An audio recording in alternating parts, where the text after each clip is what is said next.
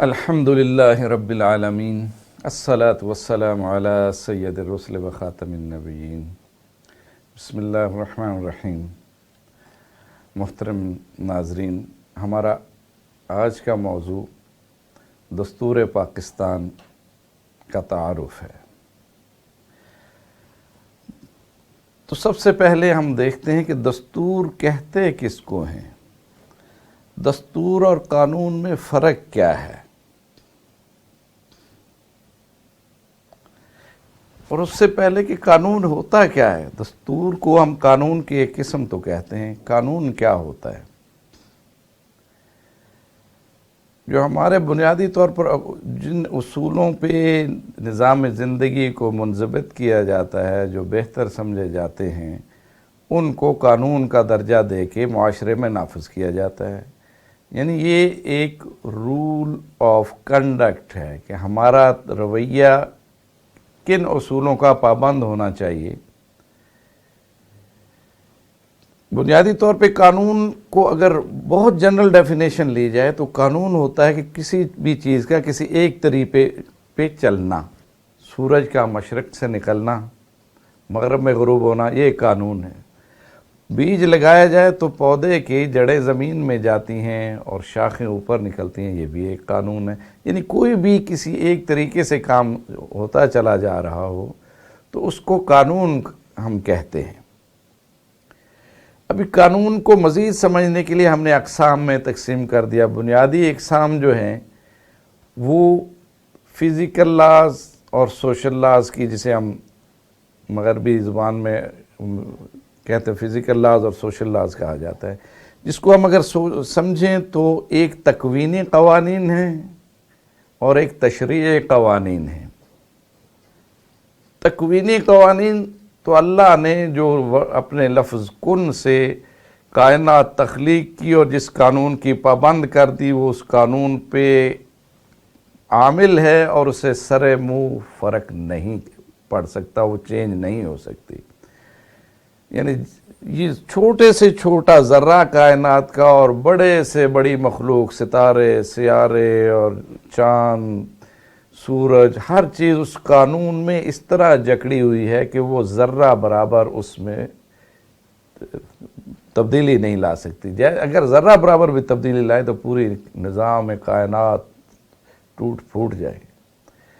یعنی ایک تو وہ قوانین ہے جس میں انسان کا بس چلتا ہی نہیں، اس نے اسی طرح ہی رواں رہنا ہے، اور ہمارے جتنے سائنسدان ہیں وہ اسی پہ لگے ہوئے ہیں کہ صرف ڈسکور کرتے ہیں، صرف دیکھتے ہیں، دریافت کرتے ہیں کہ یہ نظام کائنات کا کیسے چل رہا ہے۔ چھوٹی سی چیز کا پتہ چلتا ہے، اس کا ہم فائدہ اٹھاتے ہیں اور اسے سائنسی ترقی کہا جاتا ہے۔ یعنی جیسے ہم نے دیکھا کہ مقناطیس کے گرد اگر کوائل گھمائیں تو الیکٹران کی موومنٹ شروع ہو جاتی ہے، جو کرنٹ ہوتا ہے، اس کرنٹ سے ہم نے کیا کچھ نہیں بنا لیا، بجلی بنائی اور مشینیں بنائی۔ اس طرح کائنات کے رازوں سے پردہ اٹھتا جاتا ہے تو ہم اس کے فوائد حاصل کرتے جاتے ہیں، مگر ان قوانین میں تبدیلی نہیں لائی جا سکتی۔ وہ تکوینی قوانین یا فزیکل لاز ہیں۔ دوسرے تشریعی قوانین ہیں جس میں انسان کو اختیار حاصل ہے، کیونکہ انسان ہی اس کرۂ ارض پہ واحد مخلوق ہے، ذی شعور مخلوق ہے جن و ملائکہ کے علاوہ۔ کیونکہ ہم انسانوں کے بارے میں قانون کی بات کر رہے ہیں تو اس لیے انسان ہی کو واحد مخلوق کہیں گے جس کے پاس اختیار کی طاقت ہے۔ یہ سمجھا جاتا رہا ہے نہ صرف مذہبی طبقوں میں، سیکولر طبقوں میں بھی، کہ انسان ہی واحد چیز ہے جس کے پاس اختیار کی قوت ہے، جو کہ بنیادی طور پہ تو خدا کی قوت ہے، اس نے انسان کو ودیت کی، اور اس اختیار کو کیسے استعمال کرنا ہے، وَهَدَيْنَاهُ النَّجْدَيْنِ، اس طرف جائے یا اس طرف جائے، اس کے پاس یہ اختیار دے دیا گیا ہے۔ وہ یہ بھی لمیٹڈ اختیار ہے، یہ اختیار ہمارے پاس نہیں ہے کہ اپنے جسم میں چلتے ہوئے خون کو ہم جب چاہیں بند کر دیں، جب چاہیں چلنا شروع کر دیں۔ کچھ نظام ہے اندر، وہ تکوینی نظام چل رہے ہیں، اسی طرح چلیں گے، مگر کچھ اختیارات انسان کو جو دیے گئے ہیں لمیٹڈ، ان کے اختیار کو استعمال کیسے کرنا ہے، اس کے اوپر جو قوانین ہم بناتے ہیں، جو ہمارے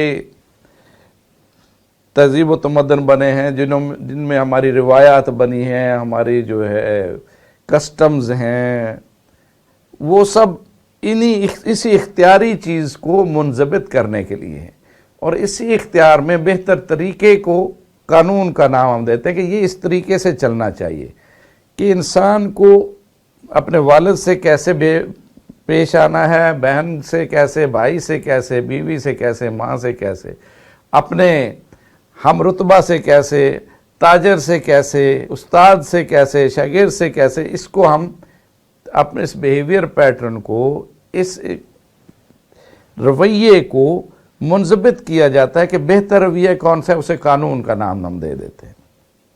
اور بہتر رویہ کیسا ہے، جیسے پہلے بھی ہم نے ایک ڈسکس کیا تھا کہ بہتر رویہ معلوم کرنے کے، کہ اچھائی یا برائی معلوم کرنے کے دو طریقے ہیں۔ ایک تو جو پیدا کرنے والے نے بتا دیا کہ یہ اچھائی ہے، برائی ہے، ایک عقل کے ذریعے بتا دیا، عقل کے ذریعے انسان خود ڈھونڈ لے۔ یہ یونانی فلاسفروں کا یہی عقیدہ تھا کہ جی انسان کو پیدا کر دیا ہے خدا نے، پھر ان کو عقل کی قوت دے کے اختیار دیا چوائس کا، پھر عقل دی جسے وہ ریزننگ کی پاور کہتے ہیں، اس کے ذریعے وہ صحیح سمت اختیار کر سکتا ہے۔ جس کو صحیح سمت سمجھا گیا اسے قانون کا نام دے کر معاشرے میں نافذ کر دیا گیا۔ یعنی قانون بنیادی طور پہ دو قسم کے ہو گئے، تکوینی قوانین اور تشریعی قوانین۔ ابھی ان قوانین کو سوشل لا بھی کہا جاتا ہے، اور جو کہ ابھی ریاست جس کو بہتر سمجھتی ہے اس کو نافذ کرتی ہے تاکہ نظام زندگی منضبط طریقے سے چلے۔ ابھی ان قوانین کی پھر مختلف اقسام ہیں۔ کوئی قانون معاہدہ ہے، معاہدات کیسے کیے جائیں۔ کوئی خاندانی قانون ہے، فیملی لاز ہیں، کیسے انسان کے فیملی بنتی ہے، کیسے ٹوٹتی ہے۔ کوئی فوجداری قانون ہے، اگر لڑائی جھگڑا ہوتا ہے، کسی کے ساتھ کوئی ظلم کرتا ہے، اس سے کیسے نپٹا جائے۔ کوئی دیوانی قانون ہے، کوئی تجارتی قوانین ہیں، اس کی مختلف اقسام ہیں۔ اسی میں سے ایک قسم، ایک جیسے کوئی نظام شہادت ہے، کیسے عدالت لگے گی، کیسے گواہیاں دی جائیں گی۔ ایک قسم جسے دستوری قانون کہا جاتا ہے۔ دستوری قانون جسے دستور یا آئین بھی کہتے ہیں، یہ تمام قوانین سے ایک بالا تر قانون ہوتا ہے۔ بالا تر کس لیے؟ کہ انسانوں کے معاشرے میں جو اقتدار اعلیٰ ہے، جو سب سے بڑی طاقت ہے، یہ اس سے متعلق ہوتا ہے۔ یہ وہ قوت ہے جو حکمرانی کی قوت ہے، اور حکمرانی کی قوت نافذہ ہے، اس کے بارے میں جو قانون ہوتا ہے اسے دستور کہتے ہیں۔ حکمران کون ہو، کیسے بنے اور کیسے حکمرانی کرے، اس کو ہم دستور کہتے ہیں، اس کو قانون کہا جاتا ہے۔ دنیا میں جیسے بھی قوانین بنائے گئے ہیں، دستور بنائے گئے ہیں، ان میں بنیادی طور پر یہی چیز ہے۔ یعنی ایسا قانون جو کہ اقتدار اعلیٰ کس کا ہے یہ بتائے، اس اقتدار اعلیٰ میں سے کس کو کتنا حصہ ملے گا، کیسے ملے گا، اور وہ اس کو کیسے استعمال کرے گا۔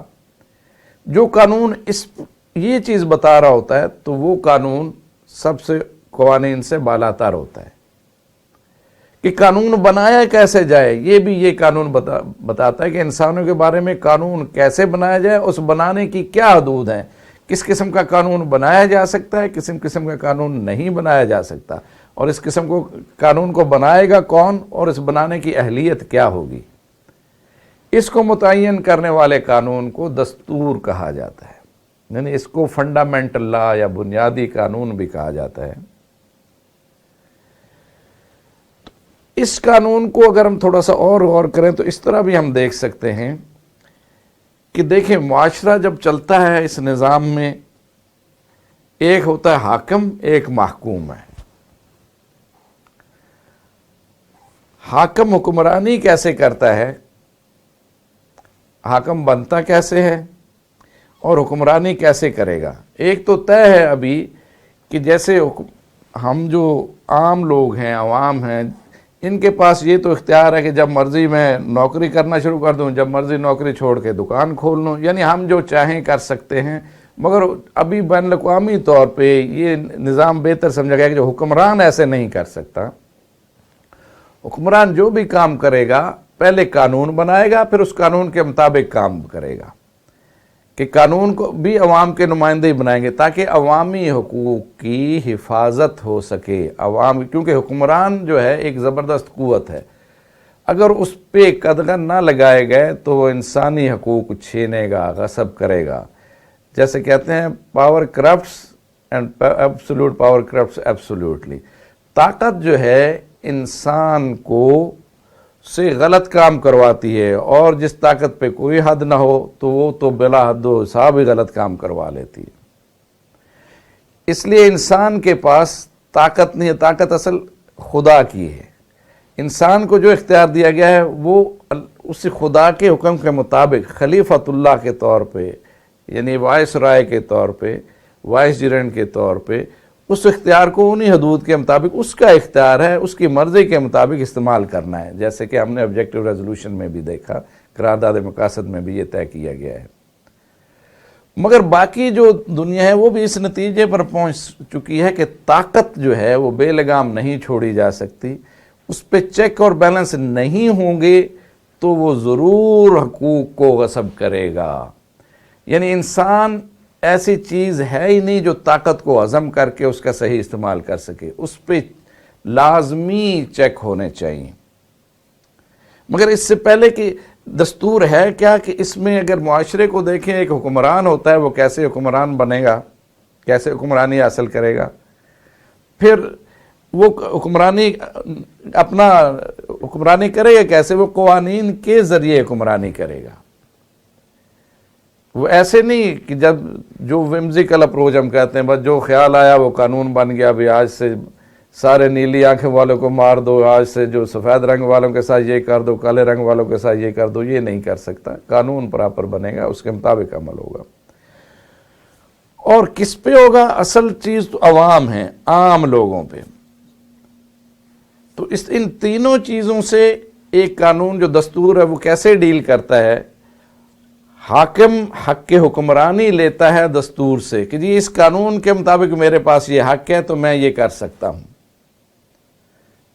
جیسے آرڈیننس صدر ایشو کرتا ہے کہ آئین کی شک نمبر فلاں کے تحت جو مجھے اختیار دیا گیا ہے میں یہ نافذ کر رہا ہوں، میں اس بندے کو اپوائنٹ کرتا ہوں بطور وزیر اعظم کے، اس کو بطور چیف آف آرمی اسٹاف کے، قانون کی فلاں فلاں شک کے مطابق میرے پاس یہ اختیار ہے۔ دستور سے حاکم حق کے حکمرانی لیتا ہے۔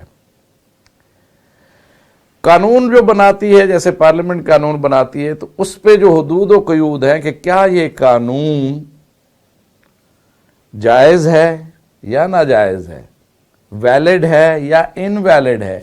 اگر دستور کے مطابق ہے تو یہ جائز ہے، اگر اس کے مطابق نہیں ہے تو یہ جائز نہیں ہے۔ اب کوئی بھی شہری عدالت میں جا کے کہہ سکتا ہے جی یہ قانون دستور کے خلاف ہے، اس لیے اسے نل اینڈ وائڈ قرار دے دیا جائے۔ یعنی قوانین جو ہے اپنی ویلیڈیٹی، اپنا جواز دستور سے حاصل کرتے ہیں۔ عوام، ہم لوگ کیا حاصل کرتے ہیں؟ عام عوام جو ہے وہ ان کے لیے اس دستور میں بنیادی حقوق کا باب شامل کیا جاتا ہے کہ ان عوام کے یہ حقوق ہیں، ان حقوق کو نہ حاکم اپنے حکم سے نہ مقننہ اپنے قانون سے ان سے چھین سکتی ہے، کیونکہ اصل طاقت تو حکمرانی کی ہوتی ہے، تو اس طاقت کو بے لگام نہیں چھوڑا جا سکتا۔ اس پہ قدغن قانون کا، دستور کا لگایا جاتا ہے کہ اگر اس کا حکم اس دستور کے کسی شک کے خلاف ہو تو ایک آزاد عدلیہ ہو جس کے پاس اب جا کے فریاد کریں تو وہ اس حاکم کے حکم کو بھی غیر قانونی قرار دے سکتی ہے، اس مقننہ کے قانون ساز ادارے کے بنائے ہوئے قانون کو بھی غیر قانونی قرار دے سکتی ہے کہ یہ اس دستور کے اس شک کے خلاف ہے، اس لیے یہ نہیں بن سکتا۔ اس لیے جس جگہ دستور نافذ ہوتا ہے تو ہم کہتے ہیں کہ اس جگہ کہ سب کوئی اقتدار اعلیٰ کسی کے پاس نہیں، جیسے ہم کہتے ہیں نا پارلیمنٹ سپریم ہے، ابھی سب سے بڑی پارلیمنٹ ہے، تو جب دستور ہوتا ہے تو سب سے بڑی پارلیمنٹ نہیں ہو سکتی، دستور ہی بڑا ہوتا ہے، کیونکہ پارلیمنٹ اس کے مطابق قانون بنا سکتی ہے، اس کے خلاف نہیں بنا سکتی۔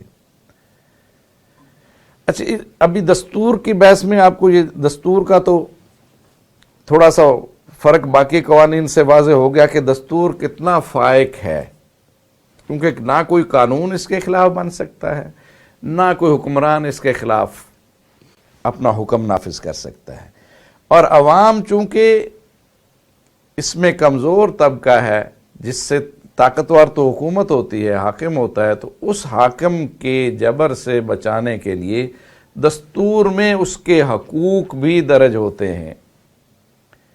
جن حقوق کی حفاظت کی ذمہ داری دستور نے لی ہوتی ہے، گارنٹی کیے جاتے ہیں، اگر ان حقوق کے خلاف کوئی بھی طاقتور استحصال کرے گا تو وہ عام آدمی جا کے آزاد عدلیہ کے ذریعے اس سے اپنا حق واپس لے سکے گا۔ یعنی دستور اس لیے سب سے اہم قانون سمجھا جاتا ہے کہ یہ اس معاشرے کا ایک آئیڈیل ہے، ایک خواب ہوتا ہے کہ ہم نے اس معاشرے کو کیسے چلانا ہے، زندگی کیسے گزارنی ہے اس میں۔ اس لیے اسے بالا تر قانون کہا جاتا ہے، کیونکہ تمام قوانین بھی اسی کے مرہون منت ہیں۔ ابھی اس کی ہمارے دستور کی تھوڑی سی تاریخ کی طرف جائیں تو جو ریٹن دساتیر کا رواج جو اس ماڈرن زمانے میں شروع ہوتا ہے، وہ وفاقی آئین جو امریکہ کا بنا اس سے شروع ہوتا ہے، کہ یہ سب سے پہلا ریٹن کانسٹیٹیوشن ہے۔ مگر ہم دیکھتے ہیں اگر اسلامی تاریخ میں جائیں تو ہمارے پاس تو نظام ہی مختلف ہے، اور میثاق مدینہ کو بھی ہم اسی لسٹ میں شامل کر سکتے ہیں۔ اس پہ ڈاکٹر حمید اللہ نے بھی اور بہت سے علماء کرام نے میثاق مدینہ پہ لکھا ہے کہ یہ بھی ایک آئین تھا کہ مختلف قبیلے اکٹھے ہوتے ہیں، الٹیمیٹ اختیار نبی صلی اللہ علیہ وسلم کا ہوتا ہے، ہر قبیلہ اپنے روایت کے مطابق زندگی گزارتا ہے، تو اس میں شامل بھی ہو سکتے ہیں، نکل بھی سکتے ہیں۔ ایک دستور کی ایک شکل اس میں ہمیں نظر آتی ہے۔ مگر ماڈرن جو دساتیر میں امریکی قانون کو، دستور کو سب سے بہتر سمجھا جاتا ہے، کہ بلکہ ایک بڑی دلچسپ حقیقت ہے، اگر دیکھیں امریکہ پہ بھی برطانیہ کی حکومت تھی اور ہندوستان پہ بھی برطانیہ کی حکومت تھی، کوئی تقریباً 100 سال کے فرق سے امریکہ میں 100 سال پہلے یہ تحریک چلی آزادی کی، اور بالکل اسی طرح چلی جیسے کہ 100 سال بعد ہندوستان میں چلی۔ انگریز کی فوج میں جو جیسے ادھر مسلمان تھے، بخت خان اور اس کے علاوہ باقی جو نیٹیوز تھے انہوں نے بغاوت کی، ادھر بھی جارج واشنگٹن بھی انگریزوں کی فوج کا ملازم تھا، اس نے بغاوت کی، پھر اس طرح ساتھ ملتے گئے تو انہوں نے آزادی چھین لی جب برطانیہ سے، فرانس نے بھی ان کی مدد کی۔ تو اس کے بعد انہوں نے کہا کہ کیسے حکمرانی ہونی چاہیے، انہوں نے سوچا اور پھر ایک دستور بنایا۔ یہ کوئی بہت بڑا دستور نہیں تھا، مگر انہوں نے اس میں کچھ چیزیں شامل کی کہ حکمرانی کیسے ہونی چاہیے اور عوام کے حقوق کی حفاظت کیسے ہونی چاہیے۔ سب سے پہلے تو انہوں نے ایک تحریک چلی تھی جو فرانس کے کچھ علماء قانون جو تھے، جورسٹ تھے، مونٹیسکو وغیرہ، روسو وغیرہ نے پہلے تو یہ تحریک چلائی کہ یہ حق بادشاہ کا نہیں ہے، بلکہ ایک معاہدہ ہوتا ہے عوام کا اور بادشاہ کا، کہ عوام کب تک اس بادشاہ کی حکمرانی کو تسلیم کریں اور ان کے حکم مانیں، جب تک وہ عوام کے ان حقوق کا خیال رکھے۔ تو یہ ایک معاہدہ ہونا چاہیے، اس لیے دستور کو عمرانی معاہدہ بھی کہا جاتا ہے، کہ ایک معاشرے کا معاہدہ ہے اپنے حکمران سے کہ تم ہمارے یہ خیال رکھو گے تو ہم تمہارا حکم مانیں گے۔ یعنی اس چیز سے اس نے حکمران کے خلاف بغاوت کا دروازہ بھی کھولا کہ جی عوام کو حق ہے کہ حکمران اگر ان کے حقوق غصب کرے تو اس کے خلاف اٹھ کھڑے ہوں۔ انقلاب فرانس اس کی صورت پہلی نظر آتی ہے ہمیں۔ اس میں پھر علماء قانون نے یہ دیکھا کہ اگر حاکم کے پاس سارے اختیارات ایک بندے کے پاس ہوں گے کہ جو وہ منہ سے کہے قانون ہے اور پھر عمل بھی کروائے، عمل نہ کرے تو وہ سزا بھی دے، تو یہ مس یوز ہوں گے، عوام کے حقوق غصب ہوں گے. اگر ایک بندے کے پاس وہ کہتا ہے یہ کرو، وہ کہتا ہے نہیں کرتا، تو اسے تو بہت غصہ آتا ہے، کہتا ہے میں اس کو مار ہی دوں جان سے. جو ہم پرانی کہانیوں میں سنتے ہیں کہ جب بادشاہ نے وزیر سے سوال پوچھا اور اس نے کہا اگر جواب نہ دیا تو تمہارے سارے خاندان کو کولو پلوا دوں گا، سب کو مار دوں گا. تو ان کا نہیں، ایسا نہیں ہو سکتا. اس حق حکمرانی کو تقسیم کیا جائے تاکہ ایک دوسرے پر چیک رکھیں. قانون بنانے کا اختیار ایک الگ مجلس کے پاس ہو، الگ کسی بندے یا کسی باڈی کے پاس ہو. قانون پہ عمل کروانے کا اختیار کسی اور کے پاس ہو. قانون پہ عمل نہ کرے تو سزا دینے کا اختیار کسی اور کے پاس ہو. اس کو ہم کہتے ہیں theory of separation of power, یعنی اختیارات کی تقسیم کا نظریہ، طاقت کی تقسیم کا نظریہ. اور یہ کس طرح نافذ ہوتا ہے؟ یہ دستور میں لکھا ہوتا ہے کہ یہ باڈی قانون بنائے گی. قانون بنانے کے لیے یہ کوالیفیکیشن ہے، جو اس سطح سے پہنچ جائے، الیکٹ ہو جائے، پھر وہ اس طرح سے قانون بنا سکتے ہیں عوام کے لیے، مگر وہ ان اصولوں کے مطابق قانون بنائیں گے. ابھی قانون پہ عمل کروانا، قانون بنانا مقننہ کا کام ہو گیا، قانون پہ عمل کروانا انتظامیہ کا کام ہو گیا. انتظام و انصرام جو ایگزیکٹو پاور ہم کہتے ہیں، قوت نافذہ جو کہتے ہیں، یہ اصل اختیار ہوتا ہے. تو یہ قانون پہ عمل کرانے کا اختیار ایک اور باڈی کو تفویض کیا گیا، ایک اور مجلس کو تفویض کیا گیا کہ یہ عمل کروانے والے ہیں. ہاں، عمل جو نہیں کرتا یہ خود سزا نہیں دے سکتے. سزا کے لیے یہ ایک اور باڈی رکھتے ہیں کہ وہ انصاف کے اصولوں کو مد نظر رکھتے ہوئے سزا دے. اس کو ہم عدلیہ کہتے ہیں. یعنی دستور میں اختیار کو 3 حصوں میں تقسیم کر دیا گیا: مقننہ، انتظامیہ، عدلیہ. اور تینوں ایک دوسرے کے ماتحت نہیں ہیں، دستور کے ماتحت ضرور ہیں مگر ایک دوسرے پہ چیک رکھ سکتے ہیں. اس کو ہم کہتے ہیں theory of separation of power, تقسیم طاقت کا نظریہ.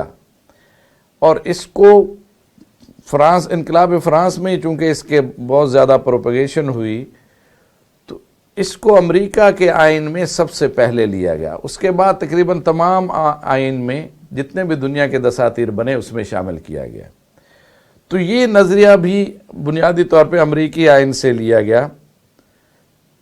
تو اس لیے اس کو جو ماڈرن دساتیر کا امام مانا جاتا ہے. وہ بہت بڑا نہیں ہے، چھوٹا سا ہے، 7 دفعات پہ مشتمل ہے، 5-7 صفحوں کی کتاب ہے ٹوٹل، مگر اس میں ہے کہ الگ الگ اختیار دیے ہیں، باقی اس کی تشریح ہے.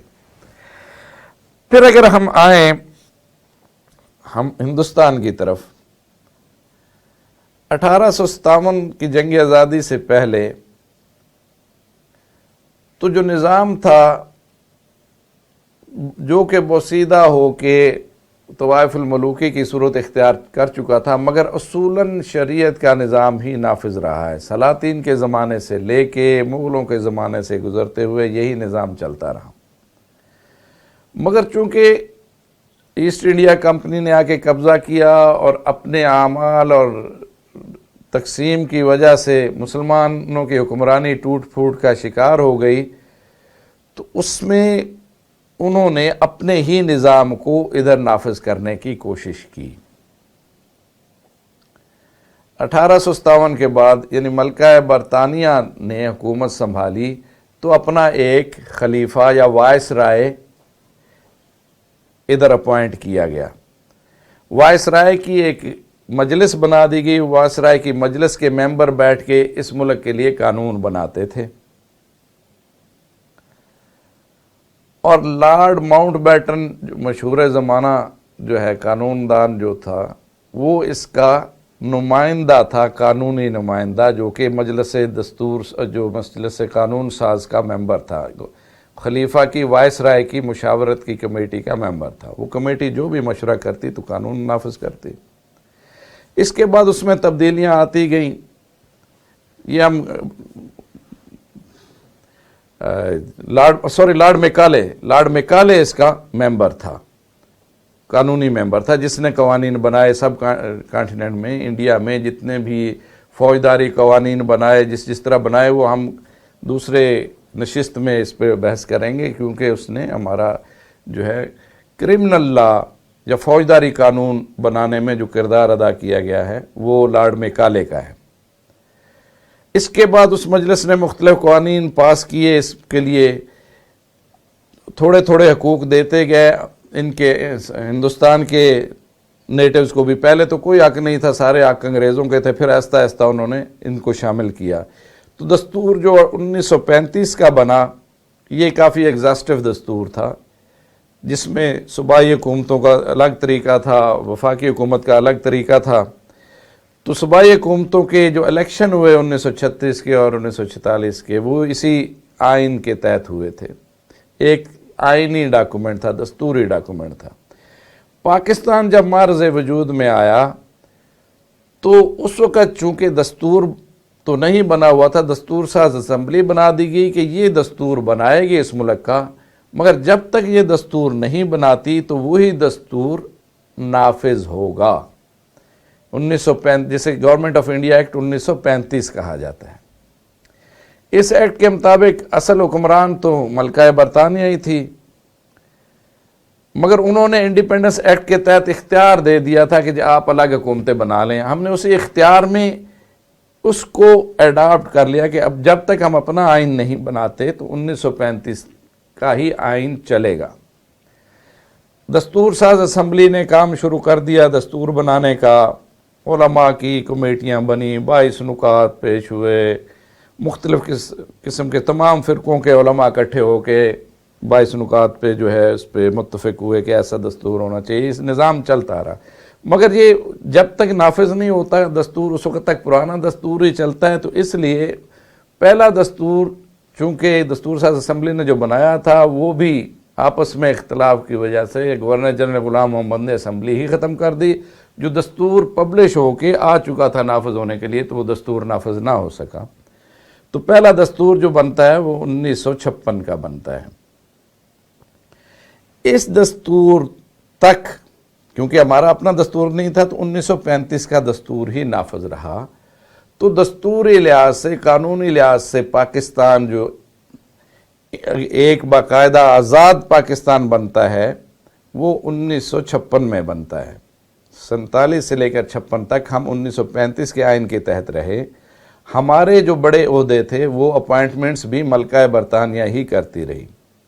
تو قانونی طور پہ انڈیپینڈنٹ ہم جب آئین اپنا بنا تو اس کے مطابق ہوئے۔ کانسٹیٹیوئنٹ اسمبلی جو تھی پاکستان کی، پھر اس نے آئین بنایا، آبجیکٹو ریزولوشن پاس ہوئی، 56 کا آئین بنایا گیا۔ مگر اس آئین میں بھی دیکھیں بنیادی طور پہ اس کا بھی پریمبل، یعنی پریمبل کہتے ہیں مقصد اس دستور کا، آبجیکٹو ریزولوشن قرارداد مقاصد رہی ہے۔ قرارداد مقاصد پر ہم بحث کر چکے ہیں۔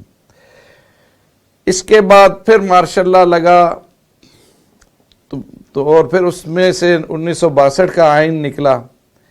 اس آئین میں بھی بنیادی اصل الاصول قرارداد سے مقاصد رہی۔ اس کے بعد پھر حالات خراب ہوئے، 1971 کی جنگ ہوئی، علیحدگی ہوئی، حالات خراب ہوئے، مگر اس میں سے 1973 کا آئین ایک خیر بن کے نکلا۔ یعنی یہ ایک ایسا آئین تھا جس میں چونکہ اس وقت صرف مغربی پاکستان رہ گیا تھا تو اس کی تمام پارٹیوں کے نمائندوں نے مل کر ایک کمیٹی بنائی گئی، ان نمائندوں پہ مشتمل، اور 25 ممبر کمیٹی تھی۔ انہوں نے اس آئین کو مرتب کیا اور اس کو اپروو کیا پوری کی پوری اسمبلی نے 10 اپریل 1973 کا، اور 12 اپریل کو صدر نے اس پہ دستخط کر دیے، اور 14 اگست 1973 کو یہ دستور اس ملک میں نافذ ہو گیا۔ یہ دستور بڑا ہی کمپریہنسو قسم کا دستور ہے، اور اس کو اس لیے بڑی ریسپیکٹ حاصل ہے کہ تمام پارٹیوں نے، یعنی اس پہ تمام مذہبی جماعتوں میں نے، تمام سیاسی جماعتوں نے اس پہ یونانیمسلی، یعنی مل کے سب نے ہاں کی ہوئی ہے۔ سب نے مل کے اس دستور کو بنایا اور اس پہ ایگری ہوئے کہ اس ملک کا نظام ایسا ہی چلنا چاہیے۔ یہی وجہ ہے کہ پہلے دستور 56 کا دستور 2 سال چلا، 62 کا دستور کچھ سال چلا، 7 سال چلا، تو اس طرح، مگر یہ دستور 73 سے آج تک کسی نہ کسی صورت میں چل رہا ہے اور ابھی تک بھی اس کی عزت قائم ہے، اور ہمارے تمام طبقات چاہتے ہیں کہ اس کو آئین کے مطابق ہی اس ملک کو چلایا جائے۔ وہ کہ ہر چیز ہر وقت صحیح نہیں ہوتی، تو خامیاں ہوتی ہیں نظام میں، مگر ایک جو آئیڈیل ہے، جو ہمارا خواب ہے قسم کا، جو جس طرح اس ملک کا نظام ہم چلانا چاہتے ہیں، وہ اس دستور میں موجود ہے۔ اب اس کو تھوڑا سا ہم اس کے جو ہے بارے میں تھوڑی سی تفصیل میں ہم جائیں گے کہ ایک تو یہ ہے کہ یہ ریٹن دستور ہے۔ ایک دلچسپ بات آپ سے میں شیئر کروں، برطانیہ کا دستور ہم کہتے ہیں وہ ان ریٹن ہے، ریٹن نہیں ہے بلکہ کئی دستاویزات کا مجموعہ ہے۔ کچھ دستاویزات ہیں، کچھ ان کی جو ہے ٹریڈیشن ہے، کچھ ان کی رسم رواج ہیں، کوئی روایات ہیں، سب کے مجموعے کو دستور کہتے ہیں۔ ان کے دستور میں باقاعدہ یہ لکھا ہوا ہے کہ یہ برطانیہ کا مذہب جو ہوگا کرسچینٹی ہوگا، اور اس میں ایک ہوتا ہے کیتھولک ہوتے ہیں، ایک پروٹیسٹنٹ ہوتے ہیں، یہ پروٹیسٹنٹ ہوں گے۔ پھر اس میں آگے فرقے بھی ہیں کہ کون سا فرقہ ہوگا، اس کا فرقہ اینگلیکن فرقہ ہوگا، یعنی انگلش چرچ ہوگا۔ یعنی اس میں اتنی ڈیٹیل تک مذہب کے بارے میں موجود ہے، اور کون اس کا حاکم ہوگا، بادشاہ اس کا حاکم ہوگا، وہ ملکہ میری کی نسل سے فلاں فلاں نسل سے یہاں تک ہوگا، اور اس کے یہ اصول ہوں گے۔ یعنی نہ صرف مذہب متعین کر دیا گیا ہے حکمران کا، بلکہ اس کے کو تیسری درجے تک آ کے فرقہ اور سب کا فرقہ بھی اس میں متعین کر دیا گیا ہے۔ کرسچن ہوگا، کیتھولک نہیں ہوگا، پروٹیسٹنٹ ہوگا، پروٹیسٹنٹ ہی نہیں صرف ہوگا، وہ اینگلیکن چرچ کو مانے گا کیونکہ اس کو وہ مذہبی سربراہ بھی ہوگا۔ مگر ہمارے آئین میں ایز سچ اتنا کچھ نہیں ہے، صرف مسلمان ہونا ہی حکمران کے لیے اور صرف صدر اور وزیر اعظم کے لیے ہے، باقیوں کے لیے وہ بھی نہیں لکھا ہے، کوئی بھی شہری ہو سکتا ہے۔ اچھا، اس کی طرف آتے ہیں، آئین کی طرف۔ اس کو ہم ایک لکھا ہوا اور لینتھی ڈاکومنٹ سمجھتے ہیں کیونکہ یہ 280 آرٹیکل پہ مشتمل ہے۔ امریکی آئین کی جو بات ہم کر چکے ہیں کہ اس میں 7 آرٹیکل ہیں ٹوٹل، اس کے 280 آرٹیکل ہیں، 12 ابواب میں تقسیم کیا گیا ہے اور اس کے ساتھ کچھ شیڈول بھی لگائے گئے ہیں۔ اس میں وہ اصول جو دستوری اصول ہیں وہ بیان کیے گئے ہیں اور کوشش کی گئی ہے کہ واضح کر دیے جائیں، کہ بہت زیادہ اس کی انٹرپریٹیشن کی ضرورت نہ ہو، ادھر ہی وضاحت کر دی جائے۔ اس لیے اس کو کمپریہنسو دوسرے دستور کی نسبت ہم کہتے ہیں یہ بڑا واضح دستور ہے۔ اور اس میں یہ وہی جو اصول جو بیان کیے گئے تھے ہمارے آبجیکٹیو ریزولوشن میں، وہی اصول اس میں شامل کر دیے گئے کہ یہ فیڈرل سسٹم ہوگا، وفاقی نظام ہوگا۔ وفاقی کے مقابلے میں ہوتا ہے یونٹری سسٹم، یعنی ایک ہی حکمران ہے سینٹر میں، اسی کی حکمرانی آخر تک چلتی ہے۔ اس میں حکمرانی کو تقسیم کر دیا گیا ہے کہ صوبوں کی حکومت کے یہ اختیارات ہیں، اس میں وفاق مداخلت نہیں کرے گا، وفاق کے پاس یہ اختیارات ہیں، اس میں صوبے مداخلت نہیں کریں گے۔ یعنی اس میں فیڈرل سسٹم کو انکلکیٹ کر دیا گیا ہے کہ صوبوں میں عوام جو ہیں اپنی ضروریات کی، جو اپنی حکومت سے چیزیں لینی ہے، اپنے حکمران کے پاس جانا چاہیں تو انہیں ہر چیز اپنے صوبے میں ہی میسر ہو۔ تو یہ اصول جو ہے اس میں تقسیم اختیارات کا اصول نافذ کیا گیا ہے اس آئین کے ذریعے۔ اس میں فیڈرل سسٹم بنا دیا گیا ہے کہ اس کو ہم کہتے ہیں، ایک تقسیم ہم نے جو پہلے ڈسکس کی تھی، theory of separation of power, اس کے ایک اور تھیوری ہوتی ہے جسے ہم کہتے ہیں theory of division of power. اختیارات کی تقسیم کے یہ وفاق کے ہیں یا صوبوں کے ہیں، اس کو الگ تقسیم کہا جاتا ہے۔ اور پھر اس کے اندر کہ اس میں جو انتظامیہ کا اختیار ہے وہ الگ ہے، مقننہ کا اختیار الگ ہے، عدلیہ کا اختیار الگ ہے۔ یہ پلرز جو ہیں یہ الگ الگ ہیں، صوبے میں بھی الگ الگ ہیں اور وفاق میں بھی الگ الگ ہیں، یعنی یہ دونوں قسم کی تقسیم اس آئین میں مندرج ہے۔ اچھا، ایک اور کہ نظام جو حکومت کے ہوتے ہیں کئی قسم کا ہوتا ہے، جیسے ہم کہتے ہیں پریزیڈنشل سسٹم ہے، صدارتی نظام ہے، پارلیمانی نظام ہے۔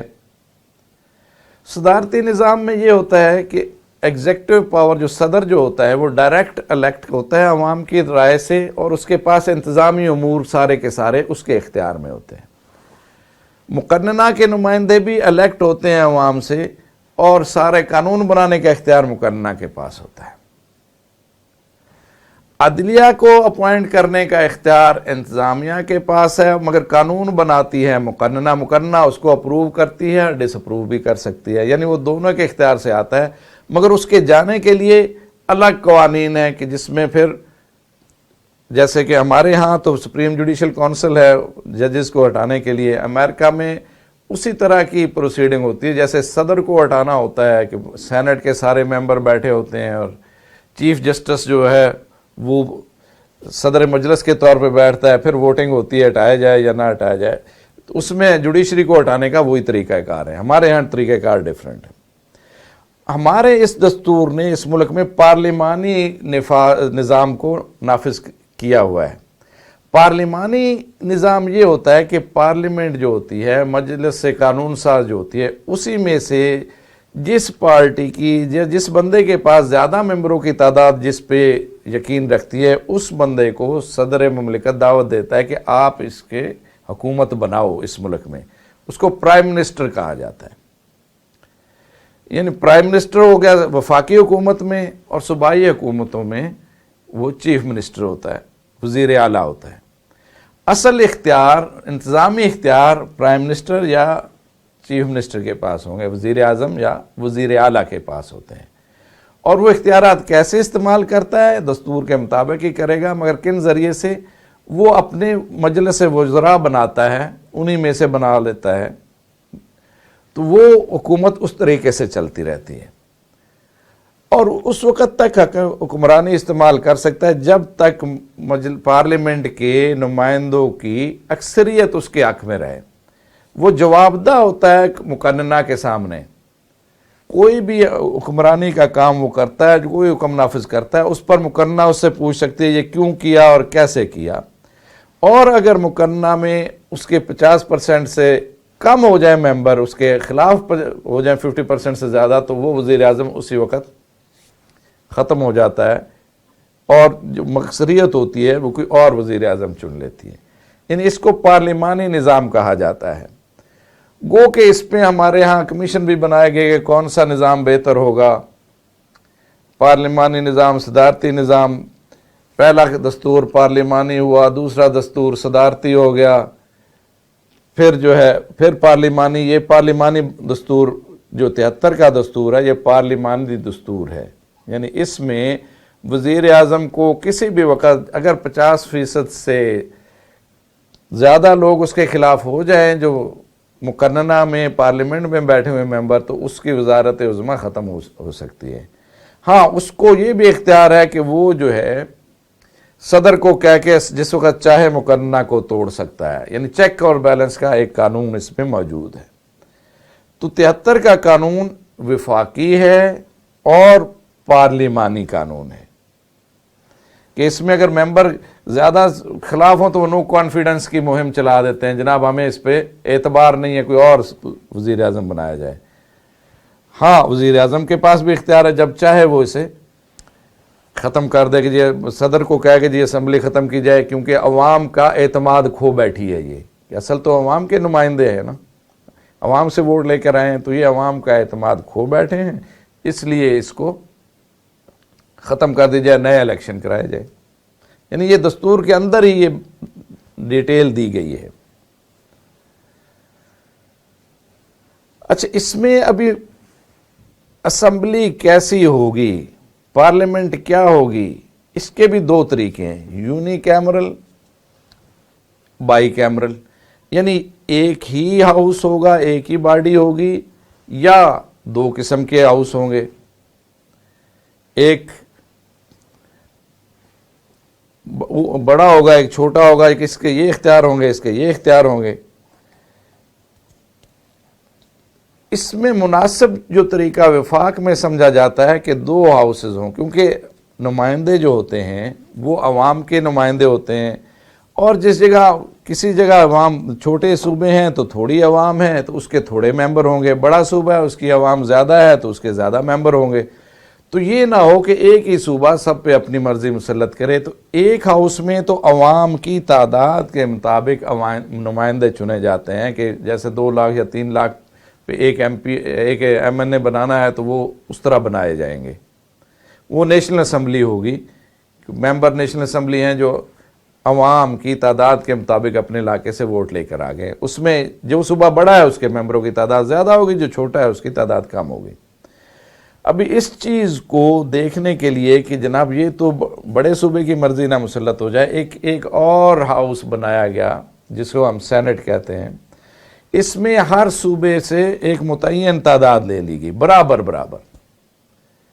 تاکہ اس میں جب قانون آئے، جب بحث ہو تو تمام صوبوں کے نمائندگی برابر ہو. یہ بھی امریکی دستور سے چیز لی گئی. امریکی سینٹ میں بھی کہ ہر ریاست سے 2 بندے ہیں، چاہے وہ چھوٹی ہے یا بڑی ہے. اسی طرح پاکستان کے بھی ہر صوبے سے ایک تعداد متعین ہے کہ 14 بندے لیں گے یا اتنے بندے لیں گے، ہر صوبے سے ایک متعین تعداد میں ہوں گے. تو ہمارا نظام اس جو دستور ہے یہ بائی کیمرل ہے، کہ ایک ہاؤس جو نیشنل اسمبلی ہے اس میں تو تعداد جو ہوتی ہے عوام کی تعداد کے مطابق، جس کے صوبے کی آبادی زیادہ ہو زیادہ ممبر ہوں گے، جس کے کم ہو کم ممبر ہوں گے.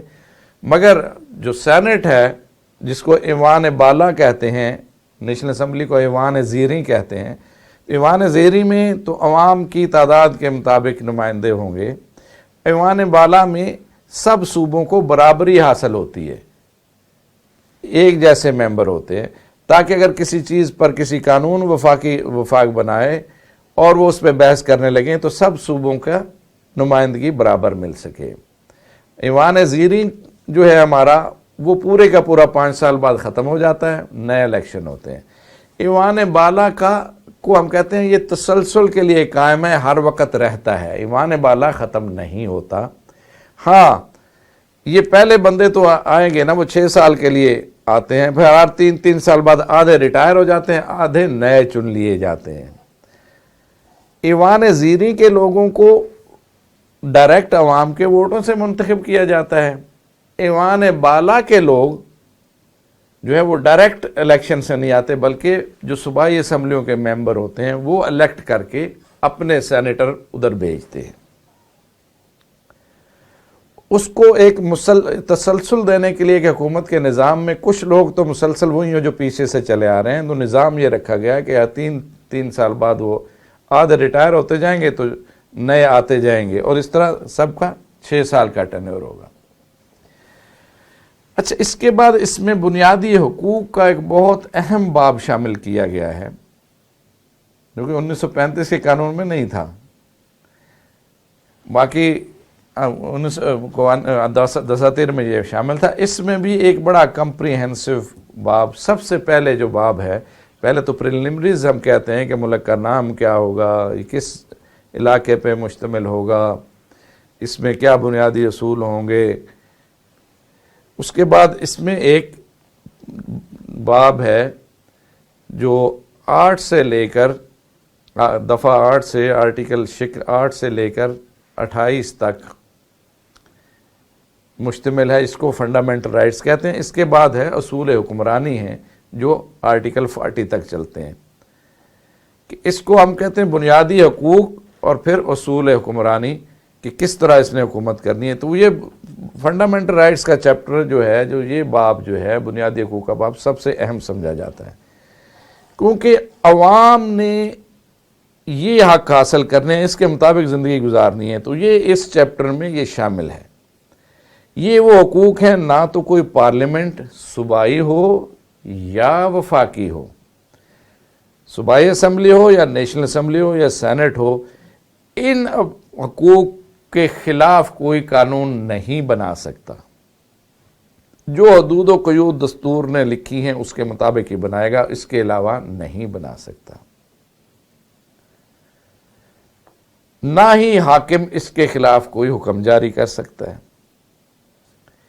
اور اس میں جو تمام بنیادی حقوق ہیں وہ شامل کیے گئے ہیں، کچھ حقوق کو ابھی انکریز بھی کیا گیا ہے 18ویں امینڈمنٹ میں۔ اس میں فریڈم آف موومنٹ ہے، فریڈم آف اسمبلی ہے، فریڈم آف ایسوسیشن ہے، فریڈم آف پروفیشن ہے، فریڈم آف سپیچ ہے، فریڈم آف ریلیجن ہے، رائٹ ٹو پراپرٹی ہے، رائٹ ٹو ایکویلٹی ہے۔ یہ تمام بنیادی حقوق اس میں دیے گئے ہیں، اور اس کو بنیادی حقوق کی حفاظت کا میکنزم بھی اس کے اندر ڈال دیا گیا ہے۔ یہ ہم اس بحث میں ڈسکس کریں گے، ایک تیسری بحث جو بنیادی حقوق پہ ہوگی کہ وہ میکنزم کیا ہے، وہ طریقہ کار کیا ہے، اور وہ حقوق ہیں کیا، اس کو تفصیل سے ہم الگ ایک نشست میں طے کریں گے۔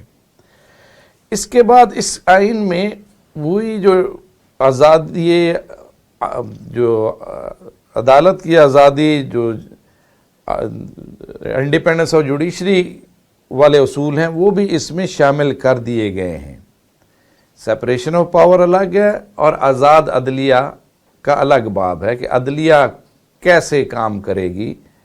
عدلیہ میں ایک چیف جسٹس ہوگا، سپریم کورٹ ہوگا، جو وفاق میں ہوگا وہ سب سے اعلیٰ عدالت ہوگی۔ ہائرارکی بنا دی گئی ہے کہ بنیادی طور پہ ضلعی عدالتیں ہیں، پھر صوبائی عدالت بن گئی ہائی کورٹ ہے، پھر اس کے بعد سپریم کورٹ ہے، اور سپریم کورٹ جو آخری عدالت ہوگی جس میں یہ طے پا گیا جو اصول قانون کی تشریح کا، وہ سب عدالتیں اس کو مانیں گی، یعنی اسی اصول کے مطابق پھر پورے ملک میں فیصلے ہوں گے۔ اسی طرح ہائرارکی سپریم کورٹ کا جو جسے ہم پریسیڈنٹ کہتے ہیں یا نظیر کہتے ہیں، اس کو فالو کرے گا، اس پر عمل کرے گا ہائی کورٹ سارے ملک کے، اور اسی پہ ساری عدالتیں عمل کریں گی۔ ہاں اگر صوبائی عدالت نے کوئی چیز طے کر دی تو وہ اس صوبے کے لیے تو ضروری ہے کہ اس صوبے کی تمام عدالتیں مانیں، دوسرے صوبے کی عدالتوں پہ وہ بائنڈنگ نہیں ہوتا، وہ ضروری نہیں ہوتا۔ تو اس میں انڈیپینڈنس آف جوڈیشری کا بھی ایک الگ باب ہے کہ جوڈیشری کیسے بنے گی، کیسے عمل کرے گی، اور کیسے اس کی آزادی کو مستحکم کیا جائے کہ اس پہ کوئی اثر انداز نہ ہو، کیسے نظام عدل قائم ہو۔ یہ بھی ایک سیلینٹ فیچر میں سے ہے، ایک اہم جو آئینی نقطہ اس میں موجود ہے کہ یہ ملک انصاف پہ مبنی ہوگا، اور عدلیہ کی آزادی کی گارنٹی ہے کہ اس پہ کوئی قدغن نہیں لگایا جا سکتا۔ یعنی جب آئینی عدالتوں کہ جج اپوائنٹ ہو جائیں تو انہیں کوئی ایگزیکٹو یا لیجسلیچر، انتظامیہ یا مقننہ اسے ہٹا نہیں سکتی، ان کا اپنا نظام ہوگا جس کے ذریعے اسے ہٹایا جائے یا نہ ہٹایا جائے، تاکہ وہ آزاد فیصلے کریں۔ ان کی تنہائیں بھی باقی تمام جو اصولوں سے ماورا کر کے زیادہ رکھی گئیں کہ تاکہ ان پہ کوئی قسم کا معاشی بوجھ نہ ہو۔ تو آزاد عدلیہ جو ہے ایک اس آئین کا اہم فیچر ہے۔ اس کے بعد یہ ہے کہ اس میں قانون کی حکمرانی ہوگی، رول آف لا جسے ہم کہتے ہیں، کہ ہر چیز قانون کے مطابق ہوگی، کسی شخصی حکمرانی اس پہ نہیں چل سکتی، قانون کے مطابق ہی تمام نظام چلے گا۔ کہ ایگزیکٹو پاور کہاں سے لی جائے گی، سٹیزنز کی زندگی، اس کی آزادی، اس کی جو دولت ہے، جائیداد ہے، اس کا تحفظ، اس کی باقیوں سب کے ساتھ برابری، اس سب کو ایک ہی قانون کے مطابق چلایا جائے گا۔ ایک ہی قانون کے سامنے سب برابر ہوں گے۔ کسی شخص کو اس کام سے روکا نہیں جا سکتا جو قانون اجازت دیتا ہے۔ یعنی جو آپ کاروبار کرنا چاہیں کر سکتے ہیں، جو ملازمت کرنا چاہیں کر سکتے ہیں قانون کے مطابق۔ ہاں اس کے لیے حکومت طے کر سکتی ہے کہ جی یہ جو امتحان دے کے پاس کر کے وہ اس کی کوالیفیکیشن نہیں ہوگی تو وہ یہ کام کر سکتا ہے، یعنی جو ڈاکٹر ہے اس کے لیے یہ ہے کہ ڈاکٹر یہ کوالیفیکیشن ہوگی تو وہ علاج کر سکتا ہے عوام کا. اسی طرح کہ جو دوائی بنانے والا فارماسسٹ ہے اس کی یہ کوالیفیکیشن ہونے چاہیے. اگر آپ کوئی اور نظام چلانا چاہتے ہیں، کمپنی بنانا چاہتے ہیں، کاروبار کرنا چاہتے ہیں، کاروبار کو اسپیشلائز قسم کا ہے تو وہ کہیں گے جی اس قسم کے بندے ہوں جو یہ کوالیفیکیشن رکھتے ہوں تو پھر وہ کاروبار چلا سکتے ہیں. اس کو ہم کہتے ہیں ریگولیشن. حکومت ریگولیٹ کر سکتی ہے، پابندی نہیں لگا سکتی. یعنی یہ جو بنیادی حقوق ہیں یہ سب عوام کو حاصل ہوں گے. اچھا، اس میں ابھی صدر پاکستان کی حیثیت کیا ہے ہمارے ہاں؟ اگر پارلیمانی نظام ہے تو پارلیمانی نظام میں صدر جو ہوتا ہے چیف ایگزیکٹو نہیں ہوتا، ہیڈ آف سٹیٹ ہوتا ہے. اس کو ہم کہتے ہیں نامینل ایگزیکٹو. چیف ایگزیکٹو کا اختیار اس کے پاس ہوتا ہے، مگر وہ سب کچھ جو کرتا ہے پرائم منسٹر کی اور کیبنٹ کی مشاورت پہ عمل کرتا ہے. یعنی صدر کے نام پہ ہی نظام چلتا ہے. قانون بھی وہ قانون ہے جب صدر سائن کرتا ہے، مگر صدر کے لیے لازم ہے کہ وہ سائن کرے. اسمبلی صدر توڑ سکتا ہے، مگر صدر کے لیے لازم ہے کہ جب تک وہ مشورہ نہ دے پرائم منسٹر وہ نہیں توڑ سکتا. یعنی یہ نظام ہم نے چونکہ برطانیہ سے مستعار لیا ہے پارلیمانی نظام ایک لحاظ سے، تو صدر کا اختیار بظاہر تو بہت زیادہ ہے. ہر قانون صدر کے نام پہ بنتا ہے، ہر عمل صدر کے نام پہ ہوتا ہے، جیسے وہاں ملکہ برطانیہ کے نام پہ ہوتا ہے. ہم نے اسی چیز کو اس دستور میں کاپی کیا ہے. یعنی کچھ چیزیں ایسی ہیں جو ہم نے مستعار لی ہیں اسے استعمار سے، کیونکہ ہمارے اوپر حکومت اس نے کی تو اس نظام سے ہم واقف بھی اسی نظام سے ہیں اور اس کے مطابق زندگی کا عرصہ گزار چکے، اس لیے وہی نظام ہم نے کچھ چیزیں وہ بھی مستعار لے کر اپنے ہاں رکھی ہیں. اور صدر جو ہے ملک کی یونٹی کا نمائندہ ہے، کہ پورے ملک کا صدر ہوتا ہے تو اس لیے اس کو ایک باوقار مملکت کا نمائندہ کے طور پر مملکت کا جو ہیڈ ہے اس کو صدر بنایا جاتا ہے. وہ بھی 5 سال کے لیے الیکٹ ہوتا ہے. مگر وہ جو بھی کرتا ہے کیونکہ یہ پارلیمانی نظام ہے تو وہ وزیر اعظم کی مشاورت کے بغیر کوئی قدم نہیں اٹھاتا. اسمبلیاں بھی توڑے گا تو اگر اس کی مشاورت ہوگی تو توڑے گا. کچھ عرصے کے لیے ہمارے ہاں ایسی ترمیمات کی گئیں جس میں صدر کو اختیار دیا گیا تو صدر نے توڑی بغیر مشاورت کے. مگر ابھی جو قانون کی حیثیت ہے اس وقت وہ اس کی مرضی کے خلاف نہیں توڑ سکتا. مرضی پر بھی توڑے گا تو پھر اسے ثابت کرنا ہوگا. تمام قوانین جو پاس کرتے مقننہ اس پہ اس کے سائن ہوں گے. اسی کے حکم سے یہ مقننہ کا اجلاس شروع ہوتا ہے اور ختم ہوتا ہے. وہی اسمبلی کو توڑ سکتا ہے. وہی وزیر اعظم کو کہتا ہے کہ جی آپ اپنا حلف لیں اور اپنے ممبر شو کریں پارلیمنٹ میں کہ آپ کے پاس تعداد زیادہ ہے. ان بظاہر وہ نامینل ہیڈ ہوتا ہے مگر مملکت کا نمائندہ اور ایک چہرہ ہوتا ہے کہ اس ملک کا یہ صدر ہے. گو اختیارات پارلیمانی نظام میں وزیر اعظم کے پاس ہوتے ہیں. مگر جیسے امریکہ کا آئین وہ پریزیڈنشل آئین ہے، اس میں جو ایگزیکٹو اختیارات ہیں چیف ایگزیکٹو بھی صدر ہی ہوگا اور ملک کا جو چیف ہے جو بڑا ہے وہ بھی صدر ہی ہوگا. مگر ہمارے ہاں چیف ایگزیکٹو جو ہے وہ پرائم منسٹر ہے، head of the state president ہے. ہمارے قانون کو دستور کو ایک اور اہم چیز ہے کہ یہ باقی قوانین کی طرح بدلا نہیں جا سکتا. باقی جو بھی قوانین ہوتے ہیں کہ اسمبلی ہے مثلا 100 بندوں کی کورم پورا ہوتا ہے اگر 70 بندوں سے، یا جتنا بھی ہم رکھ لیں 50 بندوں سے کورم جو پورا ہوتا ہے تو اگر 50 میں سے 26 ایک طرف ووٹ دے دیں تو وہ قانون پاس ہو گیا، اس کے خلاف دے دیں تو وہ ختم ہو گیا. مگر اس آئین کی تبدیلی کے لیے 2/3 میجارٹی ووٹ چاہیے ہوتے ہیں اور وہ سب کے سب ممبروں کے. وہ صرف یہ نہیں کہ حاضر ہوں، سب کے سب ممبر جو ہوں گے وہ بیٹھے ہوں گے اور وہ اگر آئین میں ترمیم کرنا چاہیں تو اس میں 2/3 میجارٹی اگر ترمیم کے حق میں ہوگی تو ترمیم ہو سکتی ہے.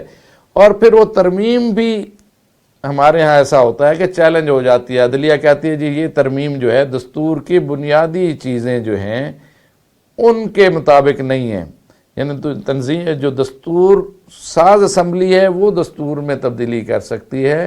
یہ ترمیمات جو ہیں یہ اس کو تھوڑا ایکسٹینڈ کرنے کے لیے ان اصل الاصول کو جو ہے نا چلانے کے لیے تو کی جا سکتی ہیں، مگر اس کے اصل کے خلاف نہیں کر سکتے آپ کہ جمہوری نظام کے بجائے ڈکٹیٹرشپ کی ترمیم کر دے پارلیمنٹ. تو وہ آئین میں ایسی ترمیم بھی عدلیہ نہیں کرنے دے گی، عدلیہ میں چیلنج ہو جائے گی کہ اصل آئین تو یہ ہے، یہ اس میں ترمیم نہیں کی انہوں نے بلکہ اس کو بدل کے رکھ دیا ہے. تو اس لیے اس کو ریجڈ کانسٹیٹیوشن کہتے ہیں. یہ آسانی سے تبدیل نہیں کیا جا سکتا، اس کے لیے بہت زیادہ میجورٹی کی ضرورت ہے ممبرز کی. اس آئین میں ایک اور بھی اہم پہلو یہ ہے کہ directive principles of state policy ہیں، اس میں حکمرانی کے اصول بھی بیان کیے گئے ہیں. جیسے ہم نے ذکر کیا تھا کہ فنڈامنٹل رائٹس کے بنیادی حقوق کے باب کے آخر میں اصول حکمرانی بھی بیان کیے گئے ہیں کہ اس میں کس طرح کا نظام ہوگا، حکومت کو کس طرح کس رخ پہ لے کے جانا ہوگا، جو بھی انتظامیہ ہوگی، اور وہ ان کے بارے میں بتائے گا کہ ہم جو پرنسپلز ہیں، جو اصول حکمرانی ہیں، اس کے مطابق کہاں تک کامیاب ہوئے ہیں. یہ وہ پیش کرے گی پارلیمنٹ کو بھی اور صدر کو بھی کہ کتنے ہم نے پرنسپلز آف اسٹیٹ پالیسی پہ عمل کیا ہے. اس میں ایک چیز رکھی گئی ہے کہ کیونکہ بنیادی حقوق کے خلاف تو آپ عدالت میں جا سکتے ہیں کہ یہ نہیں کر رہے، اس کو کیا جائے، وہ لازم ہیں انتظامیہ اور مقننہ پہ. مگر اس میں یہ ایک تھوڑی سی ریلیکسیشن دی گئی ہے کہ یہ ہر سال چیک تو کریں گے وہ کہ کتنا عمل ہوا کتنا نہیں ہوا اور کیسے ہم کر سکتے ہیں، اس پہ بحث ہوگی. مگر یہ وہاں تک کر سکتے ہیں جہاں تک ہمارے پاس ریسورسز ہوں گے. جتنے ریسورسز ہوں گے اس کے مطابق یہ عمل ہو سکتا ہے کہ اسلامی نظام لایا جائے. اسلامی نظام کو اس طریقے سے لایا جائے کہ جیسے حج سب کو کا حق بنتا ہے، اگر سارے حج کرنے جانا چاہیں تو پاکستان کو چاہیے کہ اس میں فیسیلیٹیٹ کرے. مگر چونکہ اتنے ریسورسز نہیں ہیں، اتنا ہمارے پاس جو ہے زر مبادلہ نہیں ہے کہ جو ان کے اخراجات برداشت کر سکے، تو اس لیے جہاں تک کر سکیں گے وہاں تک کریں گے. یہ وہ اصول حکمرانی ہے. اس کو بحث میں تو لایا جائے گا، مگر یہ اس کو فوری طور پہ اتنا نافذ کر سکتے ہیں جتنے حکومت کے پاس اویلیبل ریسورسز ہیں. یہ اور اس میں ایک جو سب سے اہم چیز ہے کہ اسلامک آئیڈیالوجی اس کی ہر جگہ پہ انکلکیٹ کی گئی ہے. اس میں ایسے بنا دیے گئے ہیں ادارے جیسے اسلامک آئیڈیالوجی کونسل ہے، جیسے فیڈرل شریعت کورٹ ہے، کہ اس میں اسلامی نظام ہی آپ کو نافذ ہوتا ہوا ہر جگہ نظر آئے. اس کے خلاف جو چیز ہو اس کے اوپر بھی قدغن لگا دیے گئے ہیں اسی کانسٹیٹیوشن میں کہ اس کو کوئی بھی چیلنج کر سکتا ہے. اسلامی پروینز کا جو باب ہے اس میں کہ کوئی قانون قرآن و سنت کے خلاف نہیں بن سکتا، اور نہ ہی کوئی قانون جو ہے وہ قرآن و سنت کے خلاف ہے تو وہ قائم رہ سکتا ہے، وہ ختم ہوگا. اس کے لیے نظام دے دیا گیا اس آئین میں کہ اسلامی جو ہے یہ وفاقی شرعی عدالت موجود ہے، اس میں کوئی بھی شخص کسی بھی قانون کو اٹھا کے لے جائے اور ثابت کر دے یہ شریعت کے خلاف ہے تو وہ اسے غیر آئینی قرار دے دے گی، اور اس پہ وہ قانون وہ ہدایت دے دے حکومت کو اسے اتنے دنوں میں ختم کرے، ورنہ یہ ختم تصور ہوگا، اور وہ ختم ہو جاتا ہے آئین کے مطابق، وہ قانون نہیں رہتا. اس پہ ابھی سب سے بڑا کوشچن مارک جو ہم کہتے ہیں کہ جی سود والا مقدمہ ابھی تک زیر سماعت ہے. اس پہ فیصلہ ہوا، اس پہ ہو چکا کہ وفاقی شرعی عدالت نے اسے غیر قانونی قرار دیا. اس کی اپیل ہوتی ہے، شریعت اپیلیٹ بینچ ہے سپریم کورٹ کا، جس میں علماء ججز بیٹھے ہوتے ہیں، انہوں نے بھی اسے غیر قانونی قرار دے دیا. مگر اس پہ ابھی ریمانڈ ہوا کہ جناب اسے دیکھیں، کچھ چیزیں اور دیکھنے والی ہیں. تو جیسے ہی وہ چیزیں آپ دیکھیں اس کے مطابق اس کا فیصلہ کریں تو اس کو ختم کیا جائے. یعنی اصولاً تو اس پروسیجر کو، اس طریقہ کار کو ڈیلے کیا جا رہا ہے، مگر ہمیں چاہیے کہ اس سے عدالت سے کہیں کہ فیصلہ کرے. ابھی سب جوڈس ہے، یعنی فیصلہ ہوا نہیں ہے اس پہ، وہ عدالت کے سامنے موجود ہے. تو ضروری ہمارے لیے یہ ہے کہ یا ایک تو جو غیر قانونی غیر اسلامی چیز ہم سمجھتے ہیں اسے ان عدالتوں میں لے جائیں اور اس کو ثابت کریں. ہاں عدالتیں بھی اس میں چونکہ ڈیلے کرتی جا رہی ہیں، تو اس کو تیز کرانے کے لیے بھی ہم ہی ہیں جو ہم ان پہ زور دیں گے کہ جناب یہ جو طریقہ ٹھیک نہیں ہے، اس سے جلدی فیصلہ کیا جائے۔ تو ایسے نہیں کہ صرف قانون تمام مسائل حل نہیں کرتا، اس قانون کے پیچھے عوام کی طاقت ہوتی ہے۔ تو دستوری طور پہ تو نظام بالکل آپ نے پرفیکٹ بنا کے رکھ دیا ہے، مگر اصل جو ہے اس کی امپلیمنٹیشن جو ہے وہ سب سے اہم مسئلہ ہے، اور اس کے لیے صرف گو کہ جس کے پاس جتنا اختیار ہے وہ اس کا اتنا ہی بڑا جرم ہوتا ہے، مگر ہر بندہ بھی ایک لحاظ سے اس میں شامل ہو جاتا ہے جب تک وہ اپنے حصے کی ایفرٹ نہ کرے۔ تو اس لیے نظام دے دیا گیا ہے، اسلامک آئیڈیالوجی پہ مشتمل دستور بنا دیا گیا ہے، اس میں ایک طریقہ کار وضع کر دیا گیا ہے کہ جو قانون آپ کو بنیادی حقوق کے خلاف لگے آپ عدالت میں لے جائیں، ہائی کورٹ میں لے جائیں، سپریم کورٹ میں لے جائیں، جو چیز شریعت کے خلاف لگے وفاقی شرعی عدالت میں لے جائیں، اس کے اوپر شریعت اپیلیٹ بینچ ہے سپریم کورٹ کا، اس میں جائے۔ مگر اس کے پیچھے قوت کار تو خود کوشش ہے، ایفرٹ ہے، ان کے لیے بھی ضروری ہے کہ وہ ایفرٹ کریں، مگر جو چاہ رہے ہیں کہ یہ نظام ہو اس کے لیے بھی ضروری ہے کہ وہ ایفرٹ کریں، ورنہ جو ڈیلے والا نظام چونکہ ہم نے مستعار لیا ہوا ہے، یہ ویسٹرن کامن لا کا سسٹم ہے، اس میں گو کہ ہم نے تبدیلیاں کی ہیں پاکستان میں، مگر اس میں جو پروسیجرل لاز ہیں وہ بہت ڈیلے کر رہے ہیں، تو مگر اس کے پیچھے بھی اگر ایفرٹ لگائی جائے تو اس کو بھی جلدی کرایا جا سکتا ہے۔ تو اس میں کہوں گا کہ صرف یہی نہیں کہ نظام میں خرابیاں، نظام میں آئین میں طریقہ کار دے دیا گیا ہے، بڑا واضح ہے، مگر اس کے پیچھے اس کو نفاذ کی ایفرٹ بھی ہم نے کرنی ہے، عوام نے کرنی ہے، حکمرانوں نے بھی کرنی ہے۔ جو جتنا اختیار رکھتا ہے اس کے لیے اتنا ہی ضروری ہے، اور جو استاد ہے یا تعلیمی درسگاہ میں بیٹھا ہے تو وہ یہ چیزیں اس کے لیے ضروری ہے کہ خود سمجھے بھی اور آگے پہنچائے بھی، تاکہ آنے والی نسل جو کمی ہم میں رہ گئی ہم نہیں کر سکے، آنے والی نسل کم از کم اس کا سر بلند کریں، اس نظام کو موجود ہے اس کا فائدہ اٹھاتے ہوئے اس کو بہتری کی طرف لے کے جائے۔ اور دساتیر میں یہ میں آپ کو اپنے ناقص علم کے وجہ سے یہ بتا رہا ہوں کہ یہ دستور اتنا اچھا دستور بنا ہوا کسی بھی ملک میں نہیں ہے۔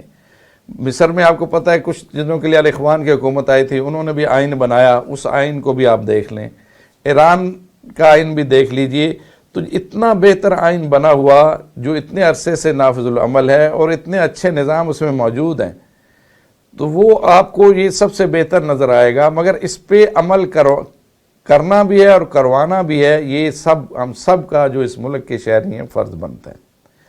اس میں جو چیپٹر ہے اسلامک پرووینس کا، اس پہ ایک الگ نشست میں گفتگو کریں گے، ڈاکٹر مشتاق صاحب امید ہے کہ اس پہ بات کریں گے۔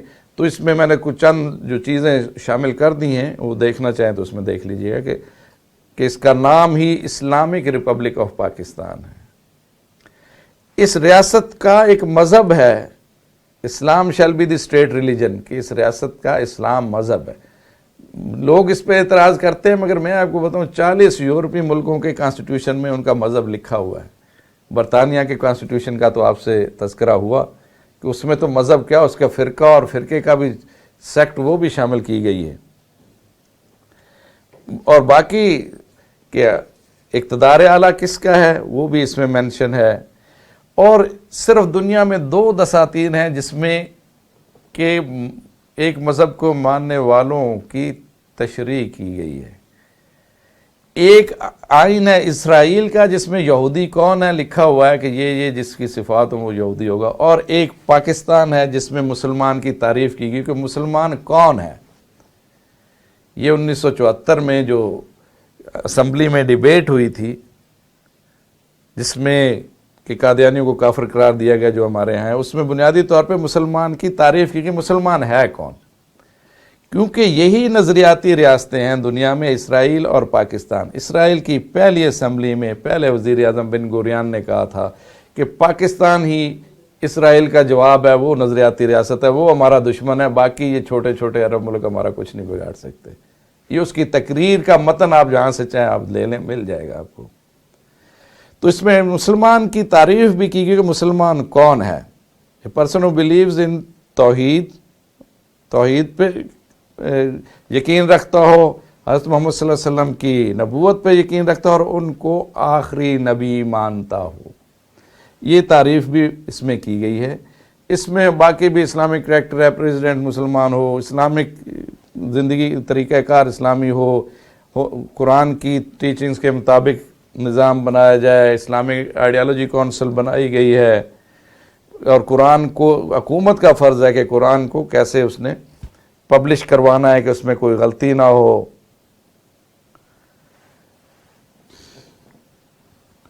اسلامک آئیڈیالوجی کے بارے میں باقی باتیں، احمدی کے بارے میں کہ نان مسلم ہے. تو اس کو ہم اگر کنکلوڈ کریں کہ ایک یہ ایسا آئین ہے جس میں کچھ چیزیں مغربی نظامات حکمرانی یعنی ان کے دساتیر سے بھی لی گئی ہیں، جیسے فیڈرلزم ہو گیا، سپریشن آف پاور ہو گئی، باقی پارلیمانی جمہوریت ہو گئی، بائی کیمرل سسٹم ہو گیا، مگر اس کی اصل اصول اسلام ہی بنتی ہے. اسی کی یہ آئین اسی کی پروٹیکشن کرتا ہے، اسی کو پروپیگیٹ کرتا ہے، اسی کو انفورس کرتا ہے. وما علینا الا البلاغ.